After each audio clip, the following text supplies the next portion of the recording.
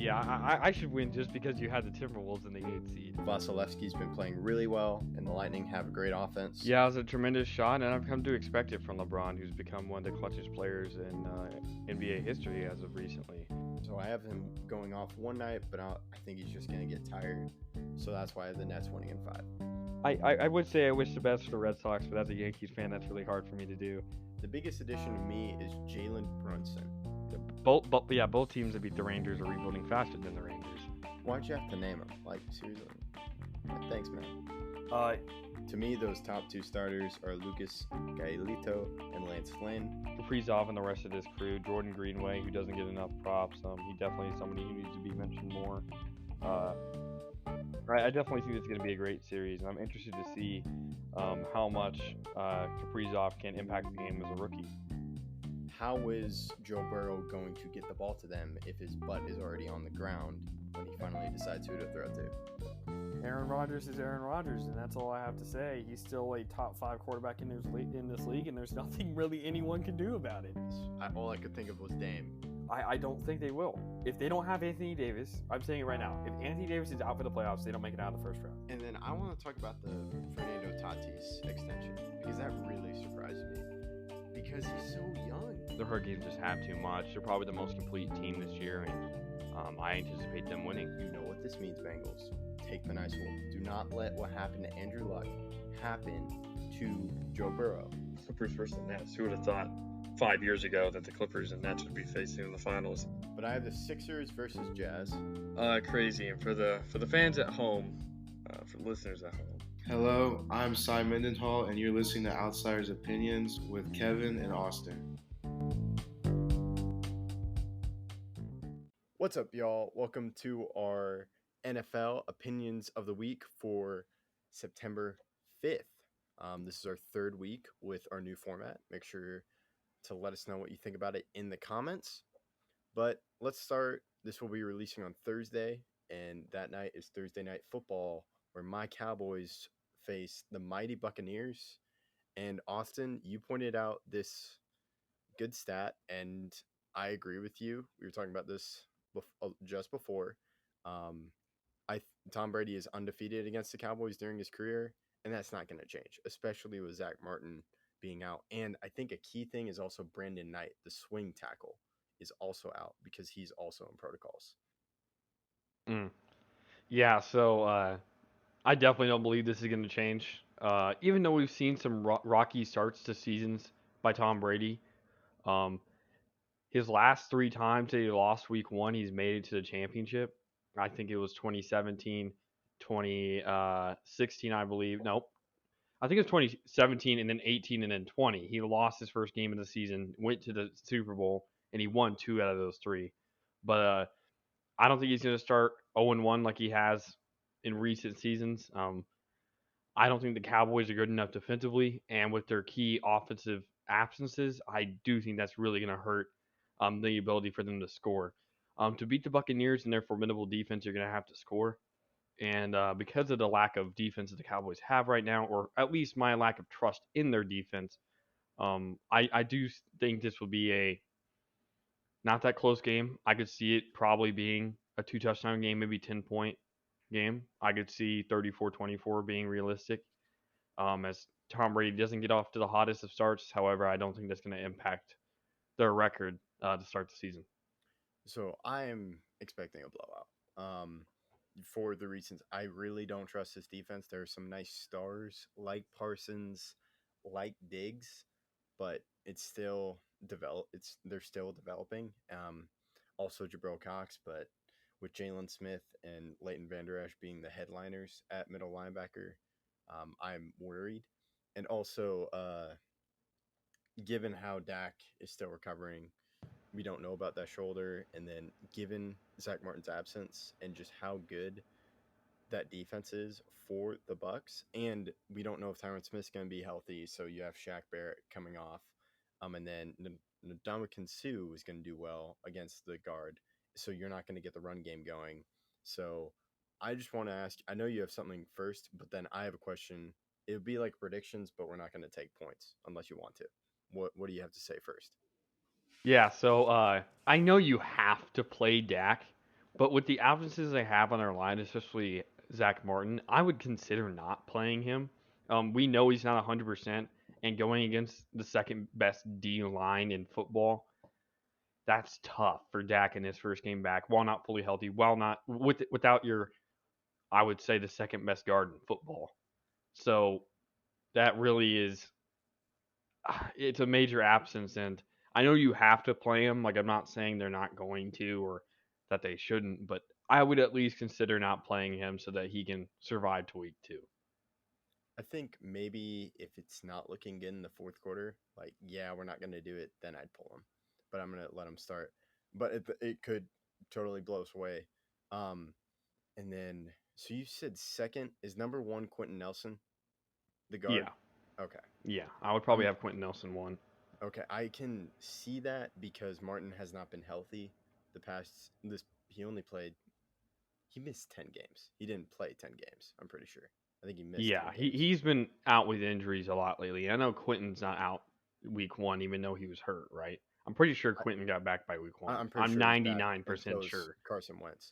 But I probably still defer to Zach Martin, but I can see your point with Quentin Nelson. Both are very good guards. It's close enough to where I would rather have either or. I think Quentin Nelson's better, but I fully understand Zach Martin.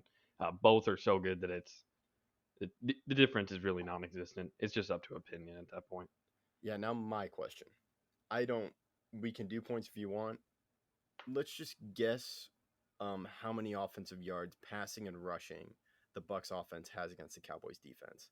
I'm going to say 300 passing yards or more, and then about 150 rush yards. Or around 100. Wow. So you think there's going to be almost 400 yards of offense? Yes. Or you think over? Because, that'd be 450 if they got... Maybe not 150, but they're definitely going to get 100 rushing yards total.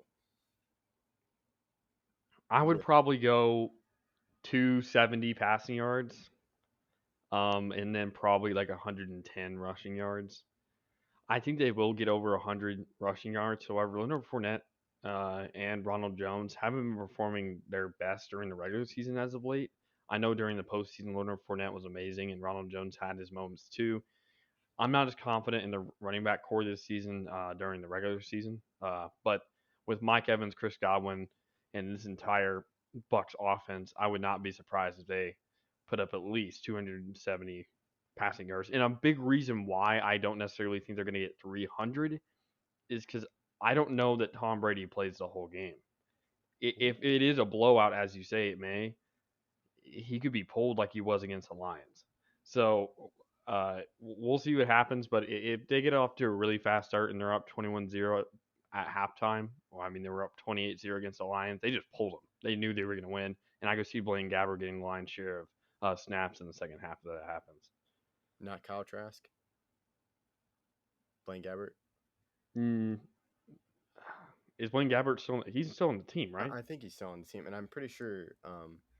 Trask is on the team. I knew that, but I'm pretty sure Blaine Gabbert resigned. I'm 99% sure Blaine Gabbert resigned, and yes, I would play Gabbert. Okay. It's not showing up. It's not showing up for me real quick. But yeah, I see that, and like I know you're not. I don't trust the running back core, but given the Cowboys' lack of, Blaine Gabbert's still on the roster. So you were correct.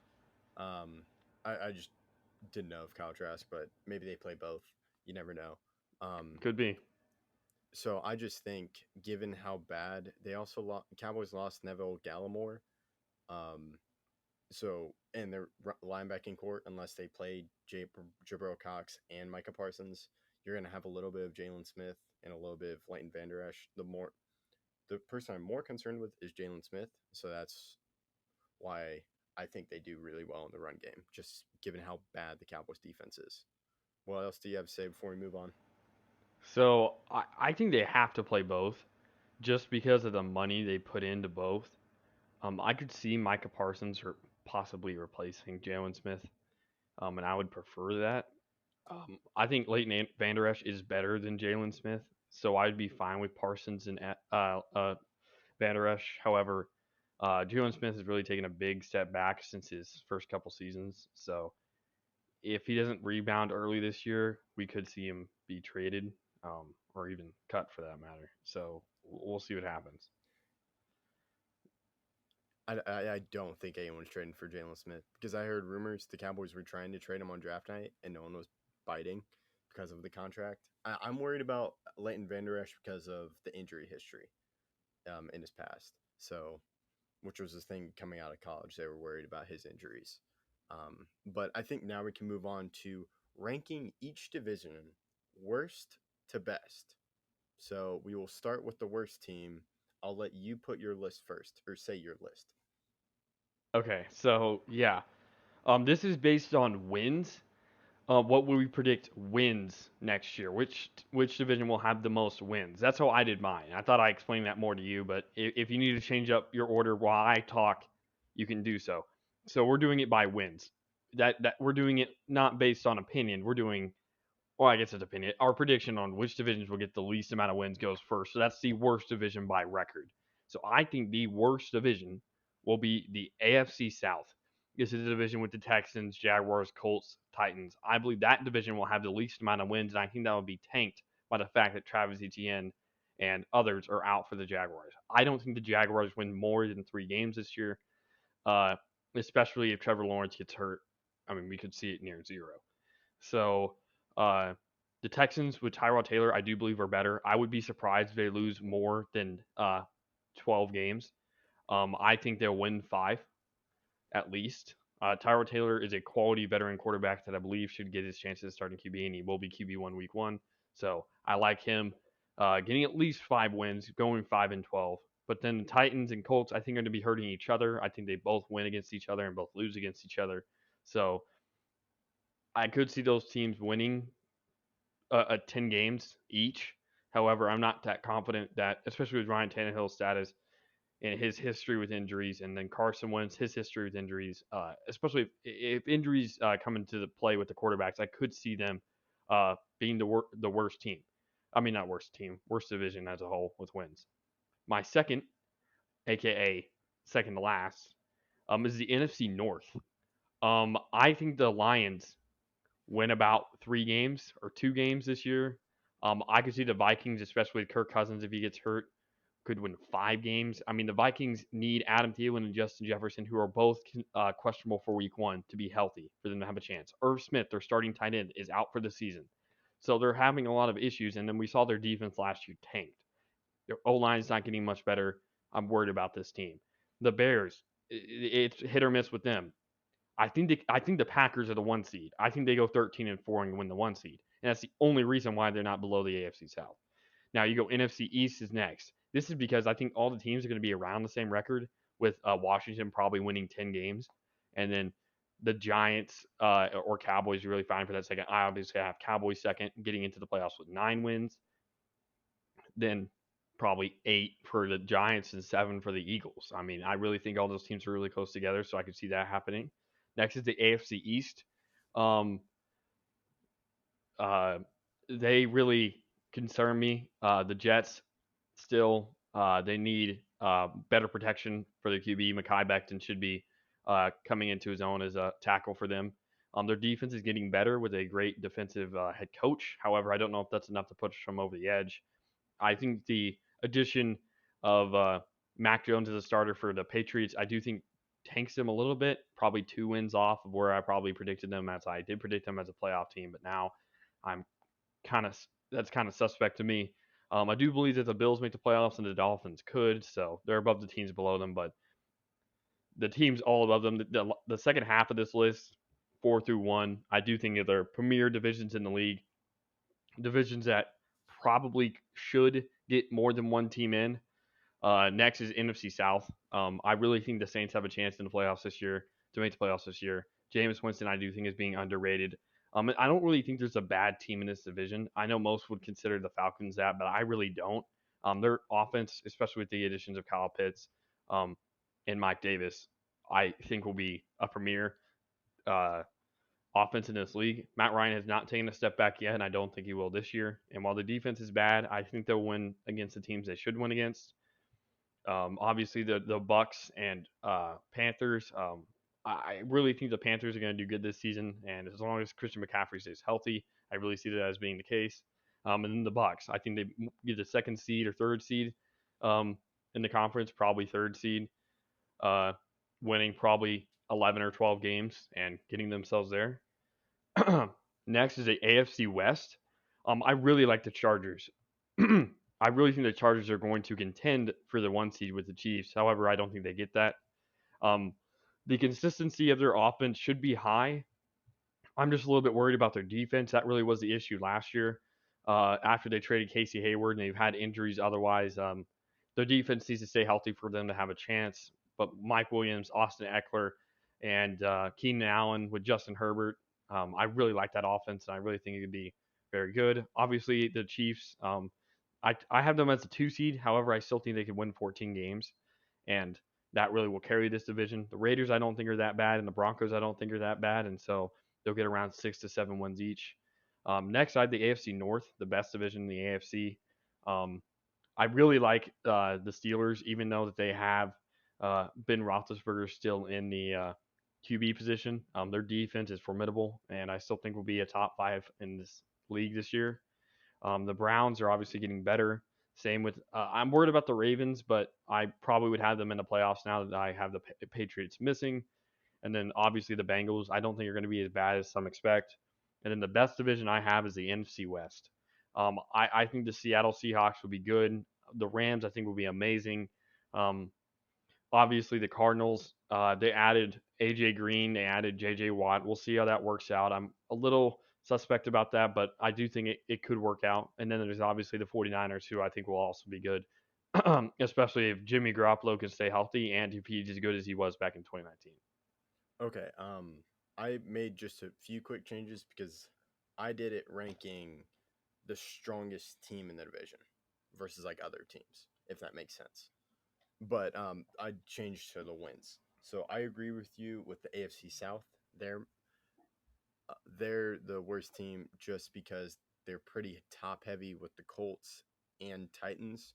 Colts are a little bit of a wild card given Carson Wentz. Titans, I kind of see them winning the division. I think that's what I had in my predictions. But the Texans also traded Bradley Roby to the Saints, so they lose a nice defensive piece there. So I don't see them doing well. They're just kind of a dumpster fire right now. Jaguars still suspect, given Urban Meyer as the head coach. Just in that whole situation, ETN is also a big player, and I'm just curious, how does Trevor Lawrence deal with having a different coach than Urban Meyer, and how does he adjust? Because there are some things he still needs to work on as a quarterback. But then I go to the NFC East.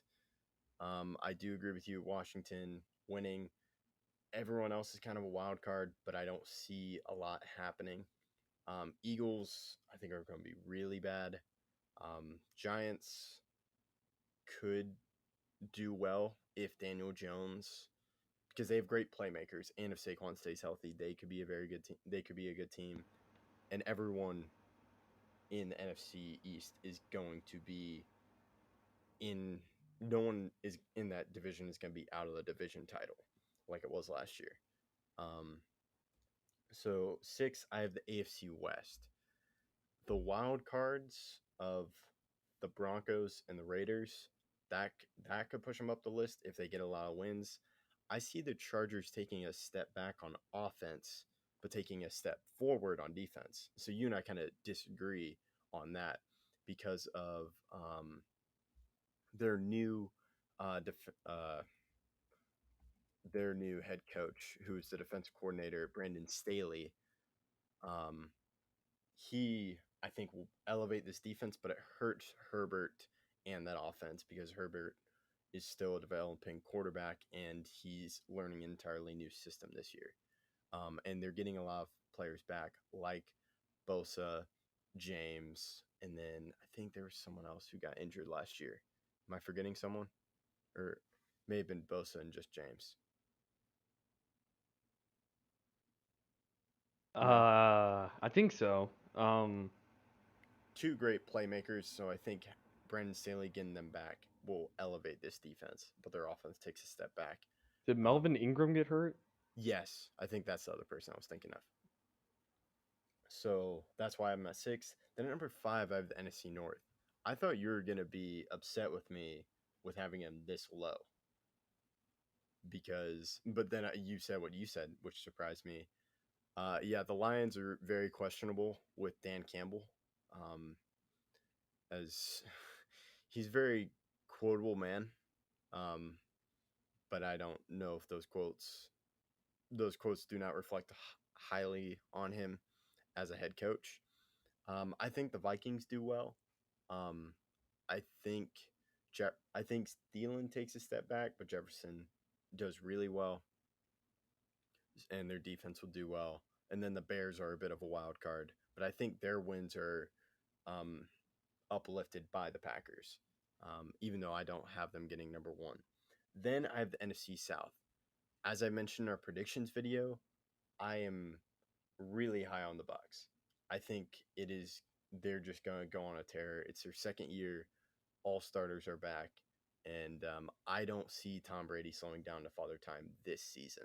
Maybe next season, but I think 5 years ago we thought Father Time was going to catch up to Tom Brady, and it definitely did not catch up to him. So I think he lasts one more season, and he goes on to tear with all the weapons he has. And then Saints, with that addition of Bradley Roby, could be a nice pick up. And then I believe they'll do well. And then Panthers, a little bit of a wild card. And then Falcons, I don't think they do well, but they do have some nice pieces on offense. I'm just scared of the defensive part. But I think their wins, combined with that, the Saints and the Bucs, and then if the Panthers, I think they'll get 8 wins, 8 or 7. So I think that will put them high up. Then I got the AFC East. I think the Patriots are going to make a bounce back. I think Mac Jones helps their chances, I don't see him turning the ball over that much. I kind of see him getting into that game manager role of running the ball and just letting the defense do all the work. And then Dolphins, I think, do well. The only really weak team is the Jets. But I think Saleh will lay some good groundwork for the Jets, even though they did lose one of their key signings, Carl Lawson. Correct? Not Shaq Lawson. Shaq Lawson, I think, is with the Houston Texans. Let me know if I got that right. So I think they will do really well, and that's why I have them at number 3. Then at number 2, I have the AFC North. You and I have the same 1 and 2. Did you get an update on Shaq Lawson? Shaq Lawson plays for the Jets. Oh, really? Okay. Interesting. But I think he's also injured too. Or is it just Carl Lawson? I think it's just Carl from what I Okay. saw. But I think Saleh will do well there, but still they're just not there yet. And they just have such a tough division. Then we have AFC North. The only really weak team is the Bengals, and I think that's because Joe Burrow goes down because he doesn't have an offensive line. But they could get some wins. And then number 1, I have the NFC West. There's not a weak team in here at all. And it's going to be interesting to see the team that falls out. Cardinals, given Cliff Kingsbury being the head coach, that could have him lose games or not do well in the playoffs or not make the playoffs because he mishandles that situation, but they will definitely score some points. So, and then Seahawks, Rams, and 49ers. I think the 49ers get a bounce back. And maybe we see Trey Lance, or we probably still see Garoppolo, but I'm excited to see what the NFC West does this season. Any thoughts on mine, on my list? It's interesting. I'm surprised how high you had the NFC North, but I understand it. I'm just it really depends on what Justin Fields brings to the table if they do start him. How Andy Dalton rebounds from his time with Dallas. I obviously don't think they're going to be that good. Do you think otherwise? It's going to be an interesting season. There's a lot of storylines, and I'm excited to see how they turn out. How many wins did you say Bears? Did you say like 4 or 5? or No, I would say 7. okay? Go 7 and 10. Yeah, I can see that. It's just I think if their offensive line plays well, then they'll do better. But I see a lot more wins coming from the Vikings than I think you did. Yeah, that was a really difference. I don't think the Vikings win. I think the Vikings probably win like 4. Okay, I think they win around 6. I agree though. The Lions don't win much. Yeah, that pick surprised me too with your NFC North. But we'll see. So that is how we rank them. Let us know what you think in the comments, and make sure to be on the lookout from other episodes for opinions of the week for September 5th. Thank you for listening to Outsiders Opinions.